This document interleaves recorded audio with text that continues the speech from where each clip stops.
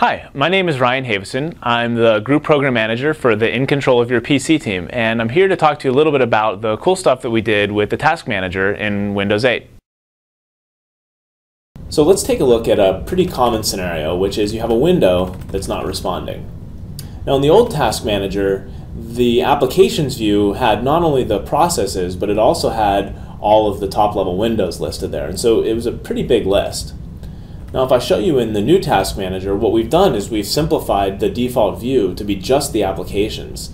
And so you can see here very easily that I have my application that's not responding, and I can get in and close it and be done and be on with the rest of my work. Now some performance issues are a little more challenging to diagnose.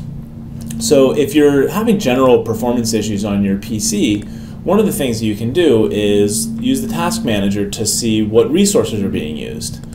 Now in the past you could go to the Processes tab and see all of the kind of raw data associated with each process, but that's pretty tricky. With the new Task Manager, you can go over here and look at more details. And when you open this up, what you see is what's called a heat map. Now the nice thing about a heat map is it'll allow you to see in a visual way which resources are being used and how much. So here you can see that my CPU is being used nearly 100%. And furthermore, you can see that there's an application here that's using quite a bit of CPU resources. So I can go ahead and end that task, and what you'll see is that very soon my CPU utilization goes down, and generally my system should be more responsive. Now the other great thing that we did to the heat map is we added disk and network counters per process. The old Task Manager only had CPU and memory, and you would have to use a different tool to see the other resources. And here we've combined them all into one view. Now you remember the old Task Manager really was comprised of flat lists. There was no information hierarchy to help you understand the system. What we've done here in the new Processes tab, you can see we have all of the application processes are listed under the Applications group. The background processes are listed under their own group. And then if you scroll all the way down here to the bottom, you'll see all the Windows processes, and these are the things that are associated with the operating system itself. And scrolling down here, we've extended that grouping to the process level as well. So here you have all the service host processes. If you open up your own Task Manager, you'll see a bunch of entries for svchost.exe.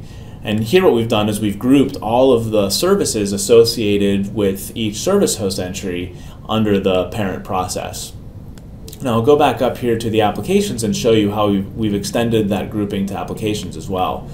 So here in Outlook, what we did is all of the top-level windows, which are the email messages, we've grouped those together to the process. Similarly with other applications, the parent, all of the top-level windows associated with that process are grouped together.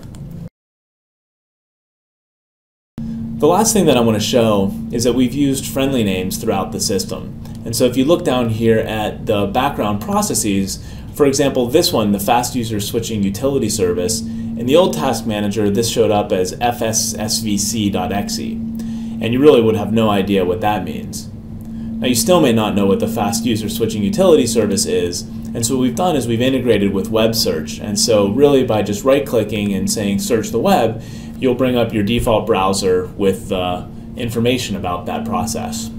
So there you have it. I showed you how you can use the new Task Manager to easily find an application that you want to close. I showed you how the heat map makes it easy to find and diagnose performance issues across multiple resources. I showed you how we use grouping to help you understand all the processes on your system. And I showed you friendly names and web search that allows you to drill in and find out more information about a particular process. As engineers, we really love using the new Task Manager, and we really can't wait until you can try it too.